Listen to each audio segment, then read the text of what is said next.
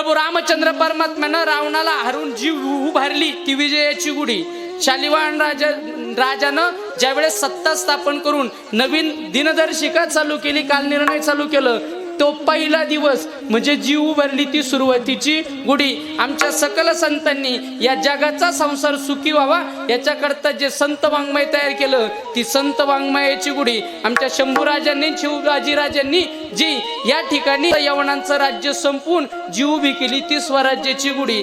ती काय महाराजांच्या मृत्यूनंतर थोडी चालू झाली, अनादी कालापासून चालू असणारी आपली ही गुढी आहे. आणि महाराज आपल्या गुढीचं आणि आपल्या नववर्षाचं हे विशेष आहे की दुसऱ्यांचे नववर्ष साजरे होत असतील बाटल्या पालथ्या करून, पण आपलं नववर्षाचं स्वागत निसर्ग सुद्धा करतो नवीन पालवी धारण करून.